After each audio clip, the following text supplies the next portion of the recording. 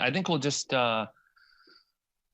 begin. So again, thanks everybody for jumping on. And with us today, we have a number of speakers. We have Steve Mansfield and Katie Baldwin from Ledgelight Health District, Deb Jones from the Office of Planning and Development Services, Paige Bronk from the Office of Planning and Development Services, Mayor Keith Hendrick from the City of Groton, Mayor Patrice Granatowski from the Town of Groton, Town Manager John Burt is also on the call, as well as Carlton Smith from the City of Groton. So we want to go over a number of things with how we, the Town of Groton and the City of Groton, can help businesses open as we move forward with some of the under the state guidelines and guidance. And we'll do our best today to cover some topics. We're going to try to talk for about 20 to 30 minutes and then have a fair amount of time for questions and answers at the end. One thing I want to clearly state up front is we will not get to everything today. We will do our best to cover the main topics, answer people's questions. If people have additional questions,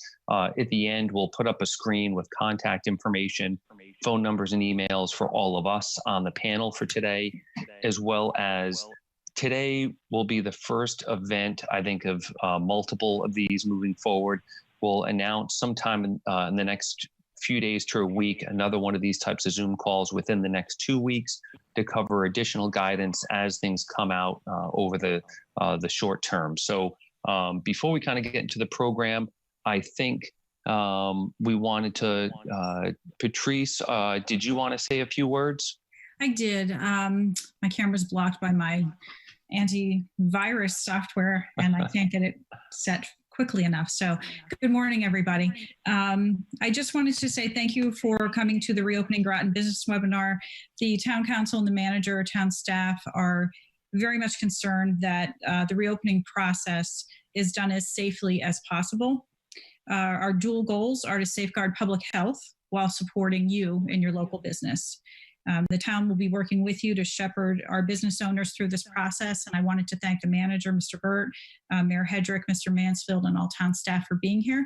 And you don't really want to hear from me. You want to hear from staff and how they can help you. So I will exit now and wish you well. And please reach out if you need anything from us. Thanks so much. Be well. Thank you. And I know Mayor Keith Hendrick wanted to say a few words also. Thank you, John. Yes, good morning. Thank you all for attending this webinar. The City of Groton is dedicated to opening businesses as soon and as safely as possible. This includes supporting the restaurants, hair salons, barbershops, and all other approved businesses. The city and town are also working together on a long-term recovery committee.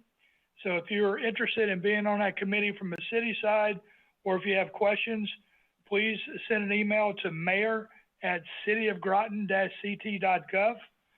And we are here to support, and we want to get businesses back on their feet and back doing what they do best, which is providing services to all of us. And we're here to help. So thank you and stay safe. Okay, thank you very much. I think at this point in time, we will turn things over to Steve and his team to give an overview of kind of where we are, and then we'll jump into the rest of the program. So thank you, everybody. And Steve, I'll hand it over to you at this point in time. You are still muted, but all right, now you're not. There you go. Thank you. Thanks, John. Good morning, everyone. Steve Mansfield. I'm Director of Health at Ledgelight Health District. I'm joined by my colleague, Katie Baldwin. Katie heads up our Regulated Establishment Division. I just wanted to give everybody a brief overview of Ledgelight Health District's role in this reopening. As everyone knows, we're responsible for licensing and inspecting food service establishments, cosmetology establishments, and some other entities in Groton and our other 9 municipalities. You're probably also aware that the governor's office has issued pretty specific guidance for reopening cosmetology establishments and food service establishments over the weekend.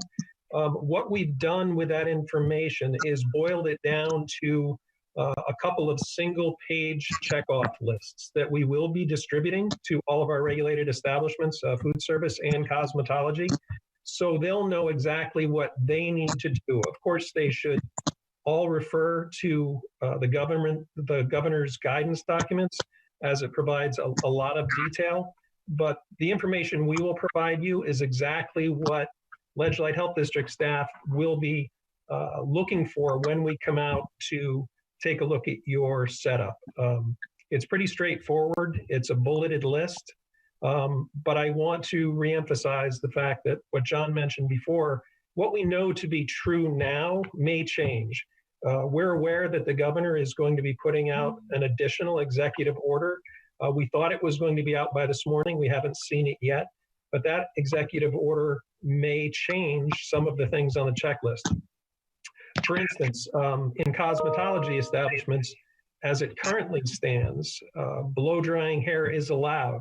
But we saw a news report last night, although it hasn't been verified, that the governor's task force has changed their opinion on that. If we receive confirmation that that is changed, of course, we will adopt that into our guidelines. But everyone should recognize this is a work in progress. This is only the first phase of the reopening, and the second phase will obviously mean a lot more changes.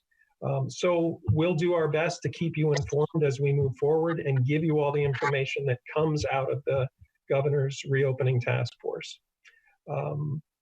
As far as what restaurants can do as far as reopening, as everyone's aware, in addition to curbside service, the governor's allowing outdoor seating, outdoor dining.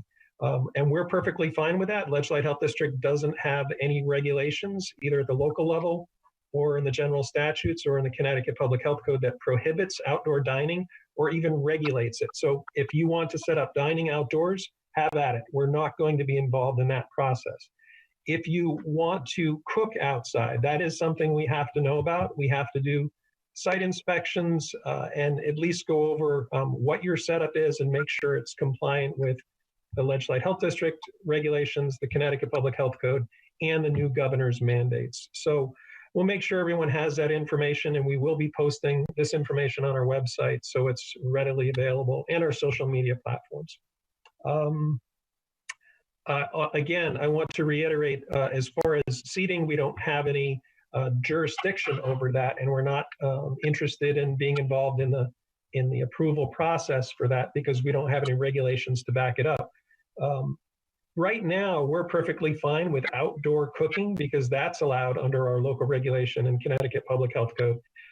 But we have heard, and it hasn't been verified, that the governor's mandate may prohibit outdoor cooking.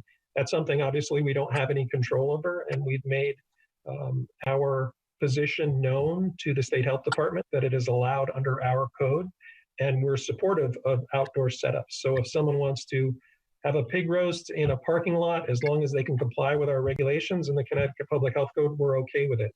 And of course, our sister agencies have to approve that too, as far as planning and zoning and fire and so forth. But just wanted everybody to be clear that what we know to be true today may change tomorrow, and we'll do our best to keep everybody up to speed on that. I'm not sure, John, if you want to wait for questions till the end or read them off as we go, whatever you like. But we're here to help you, and we'll try to make the reopening as seamless as possible. Yeah, I think maybe we'll wait for some questions at the end of this. I think right now, Paige is kind of keeping track of that. If people do have questions, please feel free to type them into the comments section of the meeting so that we can compile those as we're going, and we'll do our best to answer those questions at the end. Before I hand it over to Deb Jones to give a few pointers on where we are from a zoning and process standpoint, I did want to hand things over to John Burt for a minute to also say a few words. Good morning. Can you hear me okay? Yes. Okay. First, I wanted to concur with the Mayor Granatowski's comments concerning doing everything we can to help you open safely and successfully. I also wanted to mention, same as the city, that we're looking at a long-term recovery committee. And if you're interested in potentially participating, you can email me at jburt@groton-ct.gov. Again, jburt@groton-ct.gov. And then also to mention the town council adopted the tax deferral option to allow affected businesses to apply for a 3-month tax deferral. for taxes and government utility payments. You can find that information at groton-ct.gov. So please go there. The deadline for applying is July 1st. So I want to make sure no one misses out on that. Thank you. Thank you, John. At this point, Katie, I'm not sure, did you have anything else you wanted to weigh in with what Steve said? No, I think he pretty much covered everything. We have, our staff is ready to respond as people are ready to reopen and may need an inspection, and we're staffed and ready to be there for them. Okay, great. Thank you. At this point in time, I'll hand things over to Deb Jones, our Assistant Director of Planning and Development Services. Thanks, John. Morning, everybody. To build on what Steve said, this is a fluid situation, so this is what we know now. We don't have an executive order regarding outdoor patios, but we do have the zoning regulations. For the Town of Groton, outdoor patios are allowed in commercial zones, mixed-use zones, industrial zones. You can approve them administratively. You don't have to go to a commission.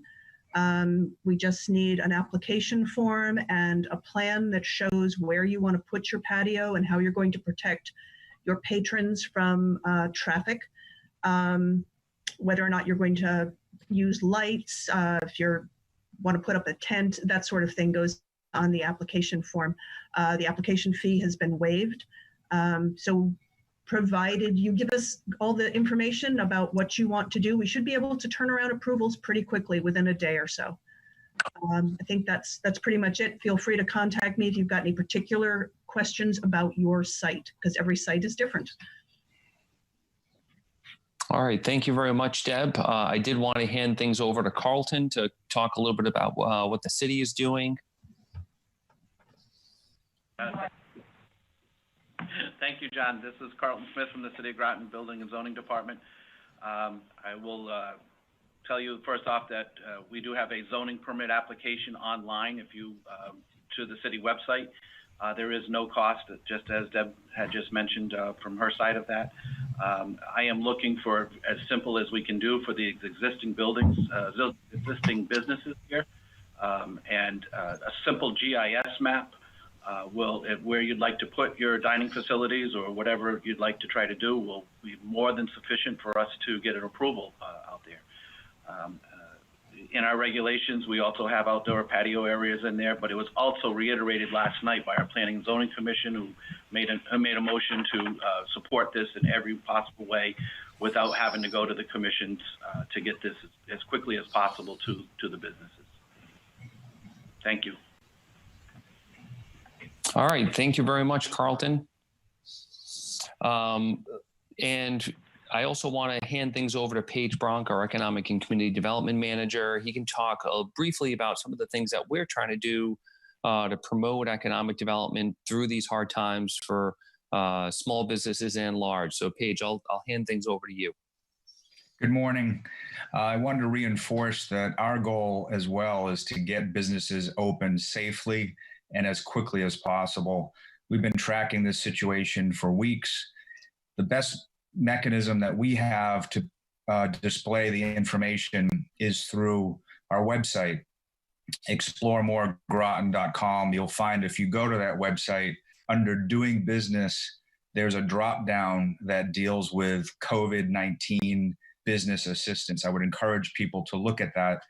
The first information that we were putting on that website dealt with state and federal financial resources, and we continue to do that. Most recently, though, we've actually been putting much of the information that's distributed by the governor and the state in terms of their guidance. But in addition to that, and maybe more importantly, is the industry best practice information that's coming out. Sources such as the ICSC, the shopping center organization, also retail trades, they're providing complementary best practices information that marries well with the information that the state is providing. The other thing that we had done over the past few weeks is really try to support restaurants and putting on the website what restaurants are open, what are their hours, how are they requesting that their customers deal with them. We really understood the sensitivity with our local businesses, particularly small business. We also issued a survey, and the responses, in all honesty, were a little bit frightening, but I think it's important to read some of the information just so that people can understand the severity of the situation. We received about 71 responses to a short survey. 83% of the respondents had less than 10 workers or employees. 49% were currently closed. 92% experienced a loss of sales. 35% were experiencing supply chain disruptions. 73% indicated they needed cash immediately, either through grants or loans. 60% indicated they needed financial management assistance. 58% had taken the PPP federal program funding. 52% took the economic injury disaster loan funding. The last most significant question that we asked them, how long can you remain at the current status before permanently closing? 84% said through May, 61% said through June, 41% said through July, 28% said through August. Obviously, that's a very short window with a center around summer. We clearly understand that small businesses in Groton are on life support at this moment, and the answer is to try to get them open as soon as possible, particularly for the summer. Obviously, that has to be done in a timely manner and safely at the same time. So we're under pressures to get something done, but also follow the best guidance we can get from the state and also industry leads. So again, I would encourage people to follow not only the state, but if we could go to Explore More Groton, we do have industry best practice guidance that should be helpful, and we continue to update that daily. Thank you. All right, thanks, Paige. The last speaker I wanted to hand things off to, LJ, our Chief of Police. I wasn't sure if there were a few words you wanted to mention. I know you and your team have been out and about trying to help businesses and people just staying safe through all of this. Not a lot to say, John. I sent you a couple of notes, but our concern is to make sure we enable you guys to do your jobs, whether it's other town staff or the businesses that are opening. But just to be clear, we do get complaints regarding social distancing, masks. I'm sure if we're going to do some outdoor seating, there may be some pedestrian concerns and some traffic concerns. Mystic and Noank are congested on good days, and knowing that we're going to move stuff outside will create some other challenges. We will have officers walking beats and riding bikes in those areas, particularly on the days that are more apt to have large groups in those areas. We don't want to be killjoys. We want to make sure that we allow people to enjoy everything that the businesses have to offer, but we also have to be cognizant of those executive orders. There are enforcement components. We want to make sure that we encourage people to comply with them voluntarily, so we don't have to get into enforcement, but we do get those calls. I'm sure our partners in the city have the same approach to it, but ultimately it's to make sure that we obey the rules and laws that are out there, the executive orders, and to keep people safe. That's our major goal. So I'd be happy to answer any questions later. Okay, I think that was really the end of our speaking portion of this, which gives us a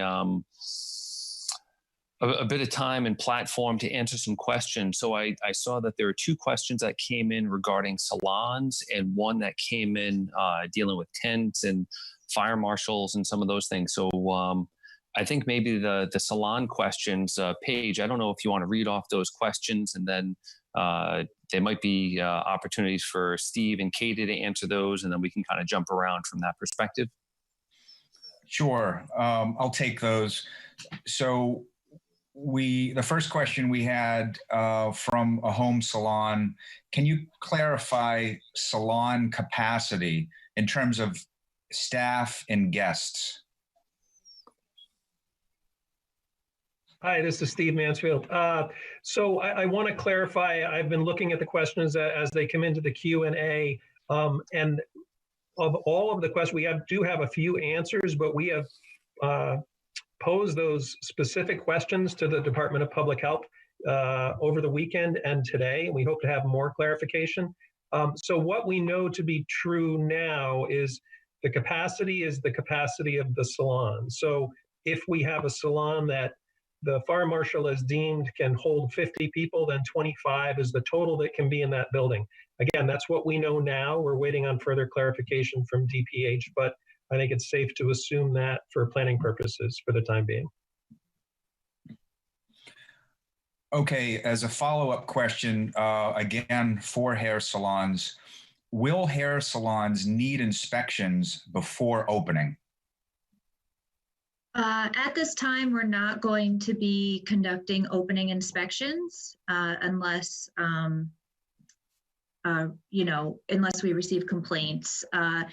Also, we're pretty sure that the executive order that will be released will detail who will be in charge of enforcement for these new rules for reopening. If the enforcement falls on us, we'll certainly be doing that, but they do not need an inspection to reopen on the 20th from Ledgelight. And just one quick thing to add on that, everyone should understand that we at Ledgelight Health District continue to do our normal operating inspections. So we will be going out and doing our normal site visits to not only cosmetology, but food service, to enforce the Connecticut Public Health Code and our local regulation. And at that time, we'll be doing an assessment of how they're complying with the governor's orders. At this time, we know that we're not the enforcement agency, but we do have a big role in educating the folks who are charged with adhering to the governor's mandate. So we'll continue to provide that education to our establishments. And if we do run into enforcement problems, we'll refer it to the appropriate agency. Okay, the next question somewhat relates to something I had mentioned before. We have state guidance, but also we have industry standards as well, and maybe additional code compliance. So the question is, before I make a large investment, I was curious if an open-sided tent is considered outdoor seating. I already have spoken to the fire marshal, and he is researching what his regulations would be. I read the governor's guidelines, and there was no mention of tents. Some backdrop on this, I believe this is a restaurant. I can take that one, Paige. So yeah, if you're putting a tent outside over an area where people will be eating, then it's outdoor seating. So you'd need an administrative zoning approval, and then you may need a building permit from the building official, as well as a fire marshal inspection. And from a public health perspective, there's nothing currently in our regulations that would prohibit a tent with or without sides. But that question has been put to DPH because of the interpretation that a sided tent could be construed as a contained eating environment, similar to being inside a restaurant. So that question has been posed, and of course, we'll share that answer when we get it. I'm going to continue taking these questions in order. This next one has several questions within. How should a business handle a situation if people do not wear masks? Should people wear masks while walking around on sidewalks? Case in point, Mystic. If stores and restaurant staff are not wearing masks, what should patrons do? I might be able to help out on part of that. The governor's executive order was pretty specific, and I'm sure as far as the restaurants go, that Steve may want to weigh in up, but the guidance is specific, or the executive order is specific. If you can't maintain social distancing, which is deemed to be that 6-foot distance, then people should be wearing masks. I would encourage people that are visiting downtown Mystic, that are out in the public, to wear masks, to comply with that directive, unless there's a change that we see in the upcoming executive orders. We will receive complaints on that. Our officers will attempt to address it. If people are occupying a business and working there, I think, again, I'll defer to Steve, but I think that the guidance is pretty clear that they're going to need to wear them. I agree with everything Chief Fasaro has said. I'll add that, as I mentioned before, we don't at this point know if the governor is going to change the enforcement entity for people who are not complying. But at this point in time, I think personal responsibility has a lot to do with it. If you're going out to eat and you see an outdoor dining area where people aren't wearing masks, think about your health and the health of your family first and decide if you want to go there. And then secondly, you can always report it to us, the local health department. We'll go out and educate them and tell them what they need to do. We understand also it's difficult to control what large groups of people do. We've seen that on the weekends with the great weather, and we know our restaurants are going to do everything in their power to comply with the governor's mandates. But I think personal responsibility has a lot to do with it. And then if you don't see compliance at a restaurant, whether it be patrons or people who are working there, give us a call and we'll do our best to follow up on it. Okay, next question. Have there been any updates regarding sanitation in what restaurants can and can't have on tables? The Reopen Connecticut rules that were released for food service establishments have guidance on cleaning and sanitizing the tables and the chairs after each customer. They have limited the ability to have reusable, say, salt and pepper shakers or ketchup. Everything needs to be single service or, a single service packet or disposable. And silverware needs to be either pre-packaged or rolled up, and your table should not be preset. And again, I think they also mentioned utilizing paper menus or a menu board or having people use their cell phone to view the menu. We want to limit the amount of items that customers are sharing. So as much disposable utensils and equipment as possible, and then cleaning and sanitizing after every patron. Thank you.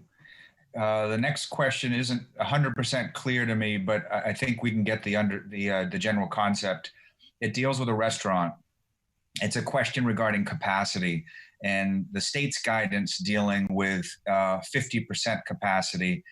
So 50% of restaurant capacity is what total relative to both inside and outside? I believe the question is, do you aggregate both indoors and outdoors in calculating your 50%, or is it really just supposed to be based on 50% of your inside?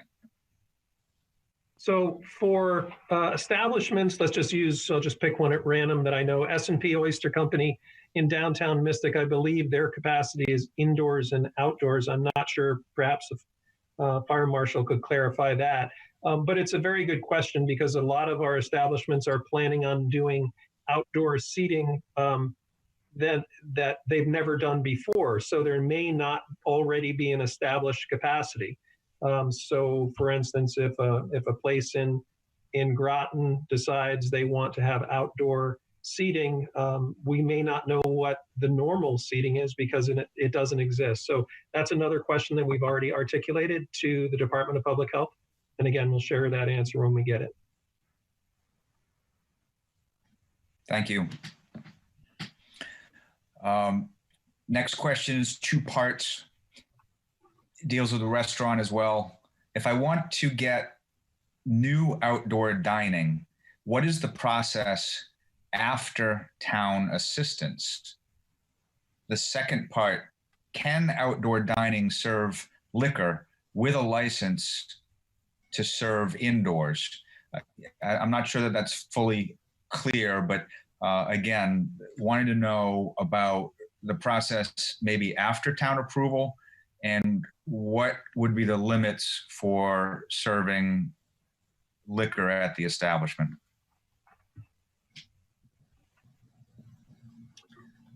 I'll jump in. So, I mean, after town approval, clearly you just put up your barriers and tables. And with regards to the liquor permit, I believe the state has a form where you can amend a liquor permit that you already have and be allowed to serve outside. Is that what your understanding is, Steve?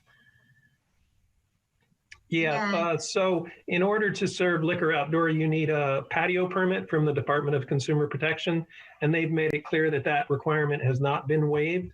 That permit actually needs a sign off from, I believe, the building inspector, the fire official, and the local health department. So I think unfortunately that's a hoop that the Department of Consumer Protection wasn't willing to waive. Kind of a offshoot of that question, we know they can serve liquor outdoors if they have the appropriate DCP permit, but can they actually set up any kind of distribution system? So if there's a microbrewery, for instance, they may want to set up kegs and a table to pour their beers. It's clear that you can't have outdoor bars in the governor's mandate, but it is unclear as to whether or not you can actually set up a distribution system. And we've had that question from a couple of places that want to do beer gardens. From our perspective, with our local regulations, it's okay. It's outdoor. We would consider that an outdoor food preparation area and regulate it accordingly. But we have to wait and see what the governor's office, what their answer is on whether or not that is actually allowed. Just to add on to what Steve said, sorry, Paige. We do have staff here at the office every day. So we will be here to sign off on those DCP patio permits if necessary, but I would recommend calling first before coming down because our office is close to the public. So we just want to be able to coordinate. If you make a trip down to have a signature, someone will be here. Thank you. This next one relates to salons again. And Steve, you had started to touch on this. Will there be clarification for salons regarding eye protection and face shields and blow drying soon? So the first two, and Katie, jump in if I miss something. There hasn't been clarification provided regarding eye protection or face shields yet. We expect that to be forthcoming. And again, Katie, do you have anything else on that? Did I not see something? No, I think the eye protection was only for when you're using cleaning chemicals, but it's not clear as to what eye protection is exactly, whether it's your glasses or a pair of goggles or the shield.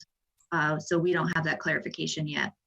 Yeah, and as far as blow drying, the way the governor's mandate stands now is it's not allowed. But as I mentioned earlier, someone from the governor's office was quoted, I believe it was a Hartford Current article, saying that they were reversing that policy. So keep your eye on the news and our website, and we'll see what that change is. Great. Next question. How will standards and policies be determined and enforced to protect employees? They'll be determined by the governor's office. The governor's executive orders are the ones, they supersede all of our local regulations, at least health department regulations. So they're putting in place all of the regulations and mechanisms that they believe will appropriately protect employees and the customers there. Again, enforcement is still up in the air. Right now, all of the governor's mandates are enforceable by the state or local police. And of course, Ledge Light assists all of our municipalities with education. But if you were on the governor's conference call last Friday, he actually did mention that the suspension of regulated establishment licenses may be necessary. I don't know if that was a harbinger of what he's planning to put into his executive order, but I think it's something we should pay attention to. But again, as soon as we get clarification on who exactly will be doing the enforcement, we'll be sure to share that with everyone. Thank you. Next question, aside from commercial, mixed use, industrial, were there any other areas that were okayed for outdoor usage? I believe commercial type usage. Those are the only zones where outdoor patios are allowed. So the mixed use districts include downtown Mystic, downtown Groton, the Route 1 corridor, and the Quantic Bridge area. Both industrial zones allow it, the one along Route 117 and down near the airport, and the commercial zones along 184, Route 12, Route 1. Okay. Okay, Chief, this is for you. Hold on one second. Is there going to be a one-way setup for pedestrians in downtown Mystic on Main Street? The short answer right now is no. We've got no plans for that. Just as a point of clarification, the streets, most of them in downtown Mystic, the major throughways are all state roads. That's governed by the Department of Transportation. They have been reticent to close down any of those roads in the past. The local traffic authority, which on the Groton side is myself and the town manager, we don't have the authority there. So I guess the short answer is right now, no. And with congestion in downtown Mystic, expected larger groups coming down there as the weather gets better to take part in some of these activities and utilize the businesses down there. I think it would be unwise to close those streets. But there, as I indicated at the beginning, we're concerned about pedestrian traffic blocking those roads with tables and whatnot. So at this point, I don't see that happening. I mean, it's something we could look into, but I think the likelihood of closing down Main Street, West Main, Water Street, any of those is unlikely for any extended period of time. And quite frankly, it would be a pretty significant drain on resources at the town level, having to put up barricades and make sure that people don't go through those roads. And it would create a safety hazard as well. Hope that answers the question. Thank you. Next question. Do restaurants have to provide bathrooms for outdoor seating? It's a really good question, and it's one we've asked of DPH. What we speculate will be happening is patrons will be allowed to use the bathrooms, the existing bathrooms that are in the facility. Obviously, they can't dine in the facility, but going into the facility to use the bathrooms, we think that will be allowed. And I think it will be laid out clearly in the governor's mandate. But in your planning at this point in time, I wouldn't recommend purchasing outdoor porta potties and things like that until we get more clarification on that. So you can plan accordingly. Okay, another salon question. What is suggested as the best sanitizing agent for hard surfaces? Barbicide, or is there another product that might be recommended? So you want to use a product that meets the EPA's criteria for use against coronavirus or human coronaviruses. Barbicides are best for your implements, so your comb, your scissors, your tweezers, those types of items that are going to come in contact with a person. But for using a disinfectant or a sanitizer on a hard surface, it should have an EPA registered number and have some kind of information on its use against a human coronavirus. Okay, multi-part question.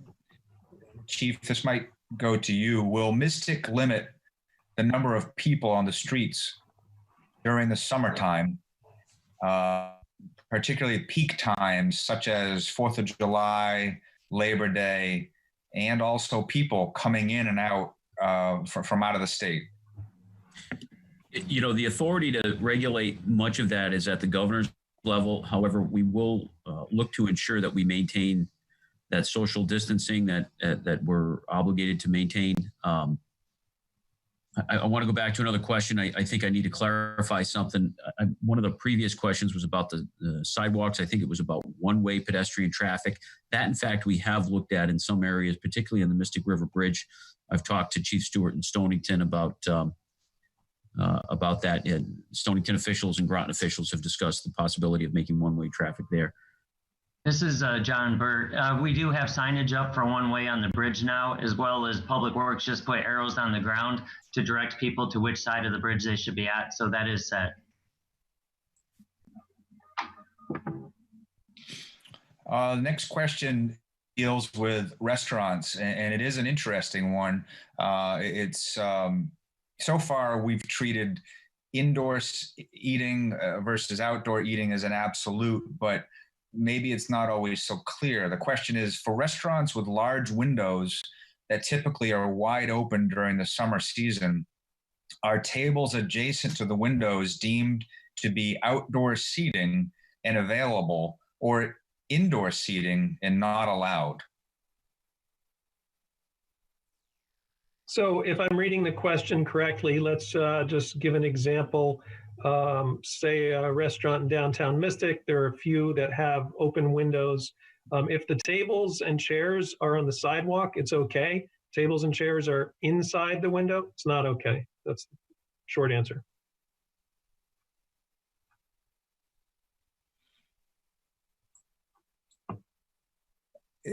Deb, I guess I'm going to follow up with my own type of question. We have to be cautious regarding who controls the sidewalks as well from a zoning standpoint. Would you want to take the opportunity and touch on that at this point? Sure, Paige, thanks. Sure, so along Water Street and West Main Street in Mystic, those are state-owned sidewalks. So if you want to put tables outside on the walks, and many of them are wide enough to accommodate pedestrians and tables, you need permission from the state. On local roads, there may be some sidewalks that are wide enough to accommodate tables and pedestrians, and you'd need to get permission from the Public Works Department. Thank you. Next question, another Salon question. When will we expect to hear from the governor's office regarding Salon requirements? Do we have a date and time? We don't have a specific date and time. We asked that question as soon as on Saturday, as soon as the governor put out the guidelines, and we were told early next week. So it could be any time now. But unfortunately, we're at the mercy of the governor's office to come up with those and distribute those. But as the most accurate information we had was sometime early this week. Okay, another multi-part question dealing with dental offices. Any further information on dental offices doing non-emergency elective procedures? OSHA advises dentists only to do non-emergency procedures. What about dental hygienists coming back to work?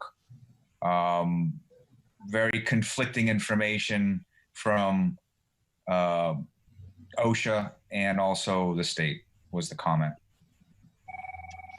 So from a public health perspective, there are a lot of situations that are very similar to this. We have to rely on what the governor's orders say, and we refer to them whenever we get questions.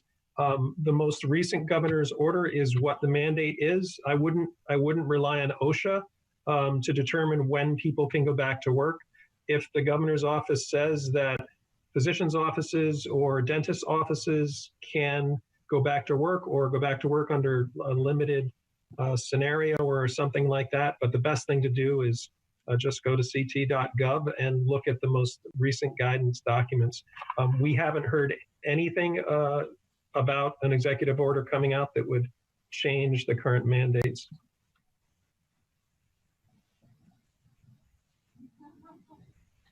I believe we've addressed all of the questions that have been posed. I did want to take the liberty in commenting to some degree. The state guidance will only take us so far, and I believe there's some language in the state guidance that is specific to having the businesses actually try to figure some of this out with some best practices. So the guidance from the state isn't intended to be the same as a business plan on how you adapt. The businesses are going to have to take some of their own creativity in using the state guidance and trying to make things work. And thankfully, we have a little bit of time in which to plan before May 20th. But I don't know that we're always going to have all of the answers from the guidance. Some of the answers have to come from the businesses themselves and the industry best practices. I do have one other question that came in, two parts, so I guess I'll proceed with that. Number one, Steve, I believe this is for you. Did you say the governor could potentially ban outdoor cooking?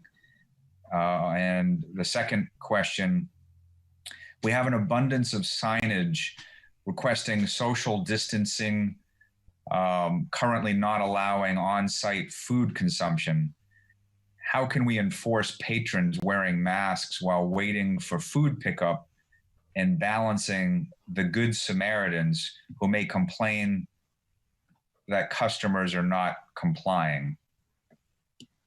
So to answer the first part of the question, yes, I did say that the governor could potentially ban outdoor cooking. We've heard rumors of that, but at this point in time, I would continue to plan. If you want to do outdoor cooking, put those procedures in place.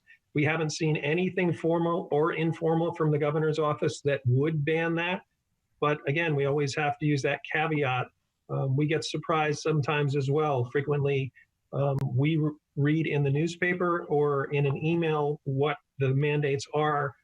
At the same time, the general public and the people who run our regulated establishments do. So at this point in time, there is no prohibition on outdoor cooking. And from a public health perspective, we're perfectly fine with that. Just let us know what you plan on doing and we'll walk you through the process. Number two is a really good question and I think an impossible question to answer 100% accurately. It is a balance, like the person wrote in the question. If you have, say, an ice cream shop and people are lining up outside and they're not adhering to social distancing, say you put down 6-foot markers on the ground and people are just piling up. I think there's a balance between telling them what they need to do and refusing them service or reporting them to the authorities. I think it's going to fall in most cases on the establishment to make the decision about how to best enforce the mandates of the governor. And of course, we recognize that control over large groups of people, especially in the summertime when they're lining up, is a very difficult thing to do tactfully. And again, we'll do our best. If you want to call us, we can come down and be the tough guys, if you will, with the badges and so forth, and let people know what the requirements are and encourage them to follow the rules. We're happy to assist as best we can. I'll try to finish up that response as well. Even pre-COVID, businesses have a tough job managing their businesses and dealing with the public. And this situation, in some ways, is very similar to having a patron who may not follow the normal rules that are expected within a business. If someone were to come in and be disruptive or bother the existing patrons, or we're not following other rules that were required by the business owner or the operator, I believe that the business owner has the right to address that with the patron. I believe that this would be the same situation, probably a soft approach in advising. This has to occur these days. It's part of the state mandate require that they comply. If they do that, of course, relates to a different nature, possibly they would be out of the premises. Moving on to another question. We've had a few come in. We've got a couple minutes left. This is a tough one. It's a theoretical one. If we do see more cases of the virus, will we have to close again?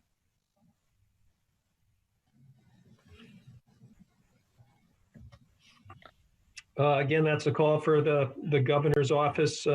Local health entities will not be making the decision on a statewide basis whether or not further restrictions will be put in place or will revert to other restrictions. Those decisions come out of the governor's office.